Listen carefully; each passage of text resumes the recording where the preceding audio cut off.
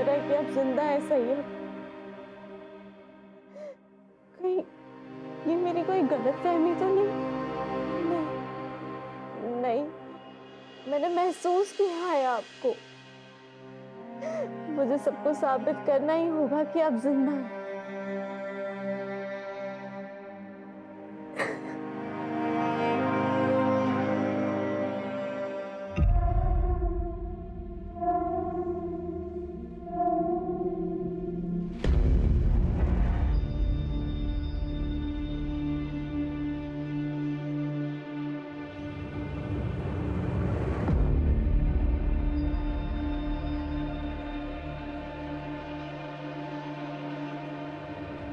सैयद,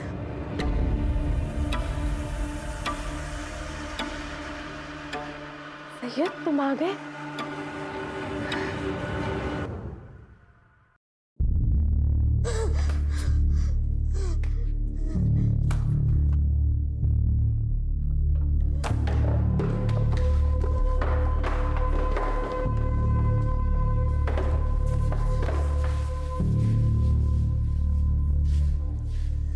अम्मी समझा करो, हमको घर बेचना ही पड़ेगा। नहीं बेचेंगे ना तो खाने के भी लाले पड़ जाएंगे। दुकान बंद हो गई है तो दूसरा काम कब मिलेगा उसका कुछ पता नहीं है। रुबैया का फोन है। हाँ रुबैया, बोल मेरी बच्ची, तू ठीक है ना? अम्मी, मैं आप लोगों के यहाँ पे थोड़े दिन हरदोई रहना आना चाहती हूँ। यूनुस भाई को कहिए ना कि मुझे लेने आएंगे। हम नहीं जाएंगे, लखनऊ से वापस आने में पूरा दिन चला जाता है हमारा। कोई बात नहीं, मैं खुद ही आ जाऊंगी। अब उस यूनुस भाई को कहिए ना कि मुझे बस स्टॉप पे लेने आ जाए। मैं 10 बजे की बस पे बैठ के ना 12:30 बजे तक पहुंच जाऊंगी। हाँ बेटा, लेने आ जाएगा। हाँ तू आजा बेटा, चले जाना। ऐसे अचानक जाना है तुम्हें? क्या हुआ? सब ठीक तो है ना? हाँ, सब ठीक है। बस मुझे मेरी अम्मी की याद आ रही है। मैं समझ सकती हूँ, अब्दुल मामू अभी आने ही वाले होंगे, वो तुम्हें छोड़ देंगे। नहीं नहीं, आप टेंशन ना लें। मैंने भाभी से कहकर कैब बुक करा दी है। मैं खुद ही चली जाऊंगी, खुद ही चली जाऊंगी।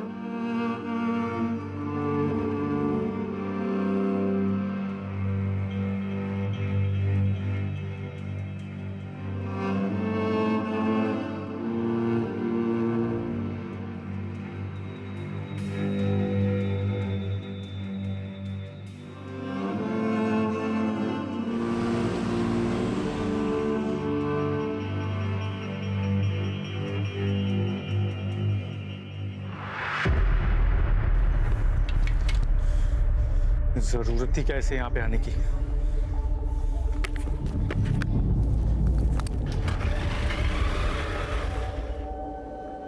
आ जाओ हरदोई हरदोई हरदोई, चलो चलो चलो जल्दी जल्दी जल्दी।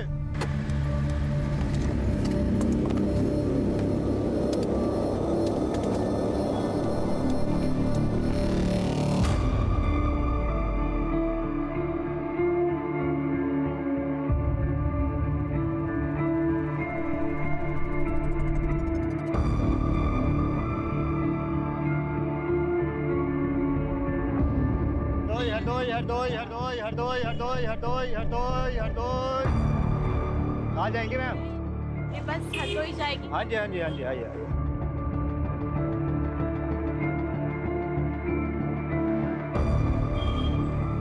चलिए आराम से आराम से आराम से आराम से, चलिए चलिए चलिए चलिए चलिए, आराम से आराम से। एक सेकंड, आगे आगे आगे आगे आइए, आगे आइए, यहाँ बैठिए। हाँ चलिए चलिए चलिए अंदर की तरफ। हाँ बैठ जाइए, मैं आपका सामान यहीं रख देता हूँ, ठीक है? चलो भाई बैठ गए सब लोग, अपना अपना सामान रख लो ठीक से, ठीक?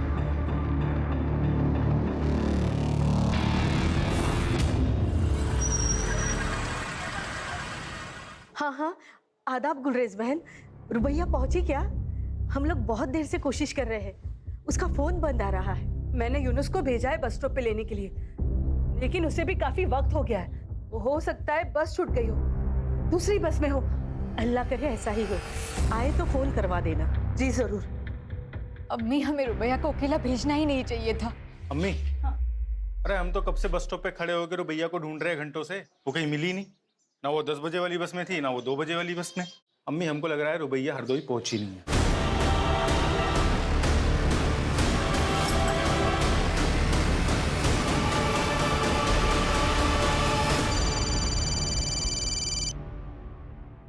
हाँ बोलो। क्या?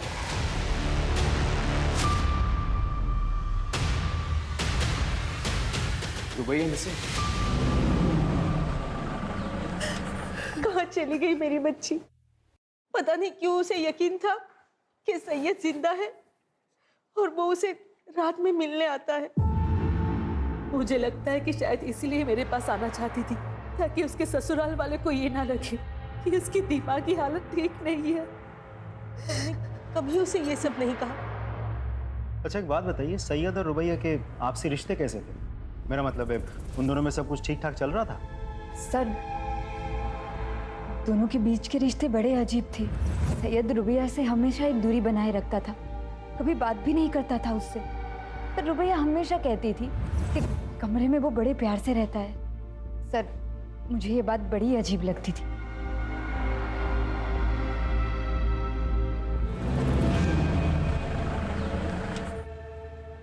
सर, रुबैया के घर वालों से बात करके मुझे समझ में आया कि सैयद और रुबैया के बीच रिश्ते सही नहीं थे। मुझे ऐसा लगता है कि सैयद के मर्डर के साथ रुबैया के गायब होने का कुछ तो कनेक्शन है। एक काम करो, रुबैया की कैब बुक करने से लेके बस स्टॉप पहुंचने तक उसके सारे फुटस्टेप्स ट्रैक करो, उसके call records, cab details, everything. Sir एक और बात, रुबैया के गायब होने के बाद हरदोई से सिर्फ उसकी माँ आई थी, साथ में भाई यूनुस नहीं था। बहन गायब है और भाई को फिक्र तक नहीं। उठा के लेके आओ सब। यूनुस शेख, तो तुम्हें पूरा यकीन है? हरदोई स्टेशन गए थे अपनी बहन रुबैया को लेने के लिए? सर मैं गया था सर मैं बस स्टॉप पे पहुंच गया था, यही कोई 12 के करीब सर। मैंने तो अगली बस का भी इंतजार किया, तब मुझे लग रहा है वो पहुंची नहीं स्टेशन पे। कैसे गए थे वहां पर? बाइक से गया था सर मैं। तुम्हारा जो हरदोई का घर है बस स्टॉप है, और फिर उसके बाद एक बड़ी सी बाजार आती है सर, उसके बाद बस स्टॉप। नहीं सर, उससे पहले ही एक बड़ा सा आम का बाग भी आता है, उसके बाद आता है 2 किलोमीटर की दूरी पे है बस स्टॉप। ठीक है जाओ, लेकिन जब भी बुलाएंगे वापस आना। क्या? आ जाऊंगा सर। अंकिता, रुबैया के घर से लेके बस स्टॉप तक जितने भी होटल्स, मोटल्स, ढाबे हैं वहां पर जाकर पता करो और रुबैया के सारे डिटेल्स जो है आसपास के पुलिस स्टेशन भेजो। रुबैया का फोन 8 बजे से एक्टिव था, पता करो किस किस से बात की इसने। और ये रुबैया का भाई यूनुस, सितंबर 15 को 10 से 4 के बीच में इसने किस किस से बात की, किस किस के साथ मैसेजेस एक्सचेंज किए, पता करो सब।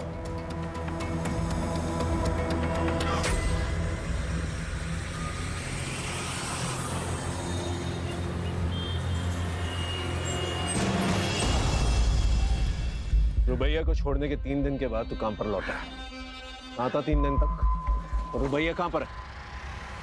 बोल। कौन रुबैया? ये गांव गया था, बाप बीमार है, आप फोन करके पता कर लो। और रही इस लड़की की बात, मैंने उसको बस में छोड़ा, वो बस में बैठी और मैं वहां से चला गया। तूने उसे बस में बैठते हुए देखा था? साहब मैडम को दिखाई नहीं देता था, इसलिए वहां पे तब तक मैं रुका रहा जब तक वो बस में बैठ नहीं गई। वो खिड़की की तरफ बैठी थी। लेकिन साहब आप लोग मुझसे क्यों पूछ रहे हैं ये सब? मैंने कुछ नहीं किया। हो सकता है तू कुछ नहीं जानता, लेकिन रुबैया तब से गायब हुई है जब से तेरी गाड़ी में बैठी है। सर इसके बाद भी मेरी बुकिंग थी, आप चेक कर लीजिए। जब तक का ये केस सॉल्व नहीं हो जाता ना, तेरी ये गाड़ी जो है ना हमारी कस्टडी में रहेगी। जा और शहर छोड़कर जाने की कोशिश मत करना, गाड़ी कस्टडी में। सब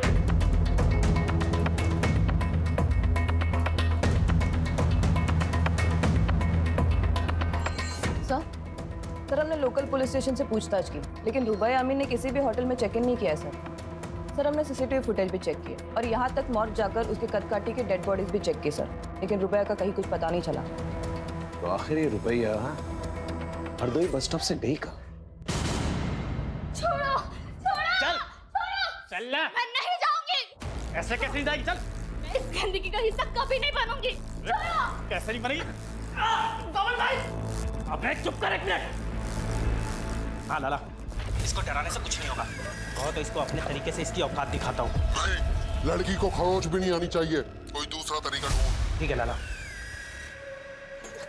छोड़ दो। चल चल। नहीं छोड़ो। प्लीज बोलो, प्लीज मुझे बोलो मैंने, प्लीज।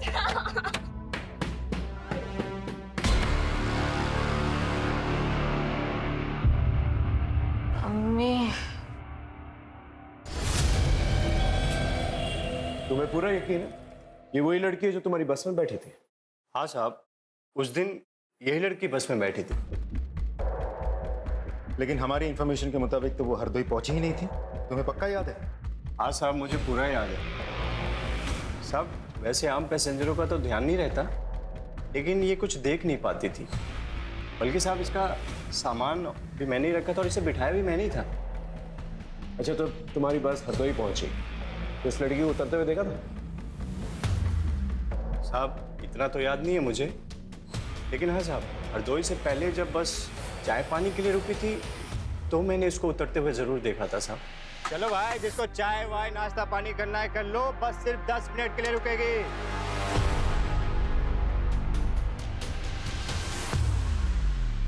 अच्छा, इस लड़की को दोबारा बस पे चढ़ते हुए देखा था आपने? हाँ सर, हमने देखा था।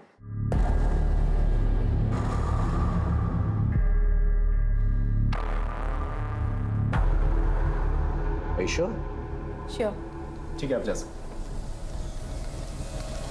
इसका मतलब रुबैया हरदोई पहुंची लेकिन अपने घर तक नहीं पहुंची।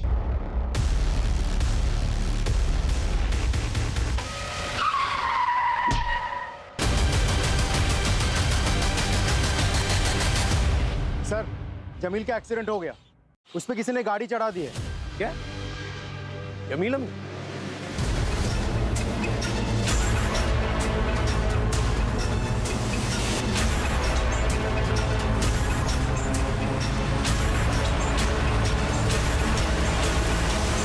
हमने तुम्हारे बैंक स्टेटमेंट्स चेक किए। तुमने बहुत सारे ट्रांजैक्शंस जो हैं पब्लिक क्लब्स में किए। पहले हमें ये लगा कि शायद तुम हॉलिडे मनाने के लिए अपनी बीवी के साथ इस क्लब में जाते हो, लेकिन जब हमने क्लब में फोन किया तो पता चला तुम वहां अपनी बीवी के साथ नहीं बल्कि सैयद के साथ वहां जाते थे। तो चल क्या रहा था तुम्हारा सैयद? हाँ, देख सच बता दे। एक ही फैमिली के 3 मेंबर्स के साथ हादसा हुआ, कोई भी झूठ बहुत भारी पड़ेगा तुझे। सर, मैं बाइसेक्सुअल और सैयद गे था। हम दोनों एक दूसरे को डेट कर रहे थे और वो मुझे पैसे भी देता था।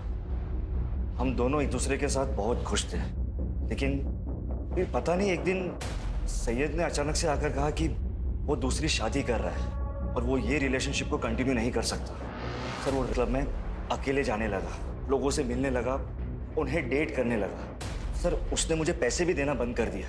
रोज ऑफिस में हमारे झगड़े होने लगे और हमारे डिफरेंसेस लोगों के सामने आने लगे। और ये सब देखकर मेरी पत्नी दीना वो मुझसे सवाल करने लगी थी, इसीलिए उसके लिए मैंने जानबूझकर सैयद को धमकाया। लेकिन एक बात समझ में नहीं आई, सैयद की बीवी रुबैया वो उसके साथ 1 साल तक खुश कैसे थी और 1 साल तक सैयद का सच उसे कैसे नहीं पता चला? सर, मुझे कुछ नहीं पता, लेकिन हाँ, बुशरा सर, बुशरा सैयद की पहली पत्नी थी और वो उससे बिल्कुल भी खुश नहीं थी। वो उसे डिवोर्स देना चाहती थी, लेकिन वो बोटिंग एक्सीडेंट में मारी गई। राजीव, इस बुशरा के बारे में पता करो और बुशरा बोटिंग एक्सीडेंट के बारे में पता करो। जी सर, शिल्पा खत्री नाम की औरत आपसे मिलने आई है। शिल्पा बार क्यों नहीं आएगी? यस मिस खत्री, बोली। सर, वो शायद रुबैया दोबारा बस में चढ़ी ही नहीं थी। क्या? लेकिन पहले तो आपने कहा था आपने उसे बस पे चढ़ते हुए देखा था। सर, जब हमने उसे देखा था ना, तब हम थोड़ा नींद में थे, लेकिन कल हमें याद आया कि जो लड़की बस में चढ़ी थी उसके हाथ में वो छड़ी, क्या बोलते हैं उसे? Blind walking stick. हाँ, वो नहीं थी। मिसेस खत्री, वो चाय की दुकान याद है जहां पर बस रुकी थी?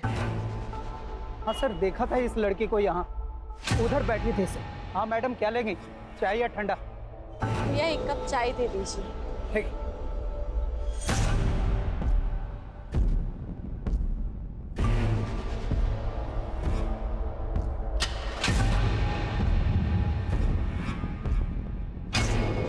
तो तुम कह रहे हो एक आदमी आया था उससे मिलने के लिए, फोन पे उससे बात करवाई और वो लड़की उसके साथ चली गई। जी सर।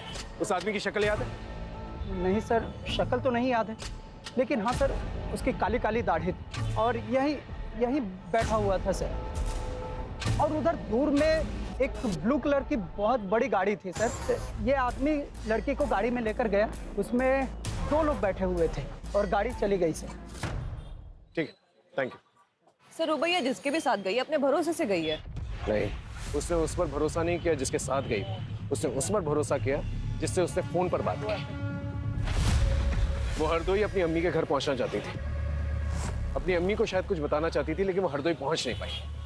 15 सितंबर को जो ब्लू गाड़ी के बारे में बता रहा था ये, टोल प्लाजा जाके उसके बारे में पता करो। ये सच है अंकल, सैयद को लड़कियों में कोई दिलचस्पी नहीं थी और ये बात सैयद की पहली पत्नी बुशरा को भी पता था। झूठ है ये सब। बुशरा सैयद के बच्चे की मां बनने वाली थी। रुबैया और सैयद दोनों बहुत खुश थे और आप कह रहे हैं कि उसे औरतों में कोई कुछ भी कहेगा आप उसका विश्वास कर लेंगे। अरे वो हमारे घर का बच्चा था। इस बूढ़े ने 2 जवान बेटे खोए हैं साहब। ऐसे वक्त में तो इस घर में इस तरह की बेहुदा बातें मत कीजिए आप। और कोई है जो हम सबको एक एक करके मारना चाहता है, उसे जाकर ढूंढिए आप। पता नहीं हमारी बच्ची रुबैया किस हाल में है, पता नहीं वो जिंदा है भी कि नहीं।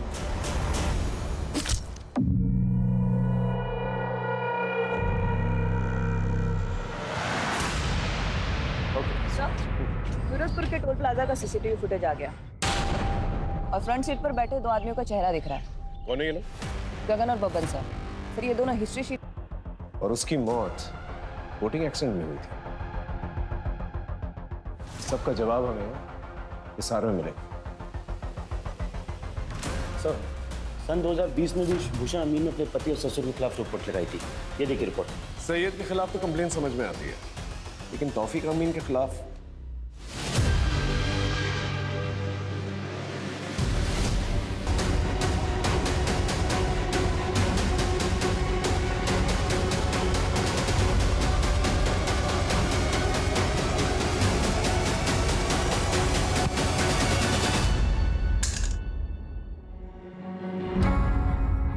जमील, अब्दुल और हमीदा, तुम लोग तो सिर्फ प्यादे हो। असली वजीर तो आप। 2020 में सैयद की पहली बीवी बुशरा, वो उसे छोड़कर हरियाणा जा रही थी। वो प्रेग्नेंट थी।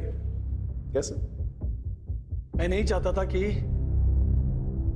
हमारे परिवार की सच्चाई बाहर वालों को पता चले। हमारे अपने खून, हमारे अपने छोटे बेटे सैयद को लड़कियों में कोई दिलचस्पी नहीं है। मैं चाहता था कि वो एक अच्छी सी लड़की के साथ निकाह करके इज्जतदार जिंदगी बसर करे, इसलिए मैंने बुशरा के साथ उसका निकाह करवाया। लेकिन नहीं, सैयद का दिमाग नहीं बदला और एक दिन जिस बात का डर था वही हुआ। बुशरा को सच्चाई पता चल गई। उसने ठान लिया कि दुनिया को वो सच्चाई बता देगी। मैं कैसे होने देता ये सब? अबू मुझे मेरे भाई से बात करनी है। मैं घर चली जाऊंगी। अबू खुदा के नाम मुझे यहाँ से जाने दीजिए, ताकि तू हमारे खानदान का नाम बदनाम कर सके। पर मैं तेरा वो हाल करूंगा कि तू यहाँ से जाने लायक नहीं रहेगी। चल चल बुशरा चुपचाप सब कुछ सहती रही, लेकिन अचानक एक दिन वो भाग गई और वहां जाकर उसने मेरे और सैयद के खिलाफ पुलिस स्टेशन में रिपोर्ट लिखवा दी। इसलिए बुशरा को तो रास्ते से हटाना ही था। उसके बाद हम दोनों ने जैसे तैसे सैयद को दूसरे निकाह के लिए मनाया। ये रिंगटोन तो अब्बू की फोन की है। अब्बू?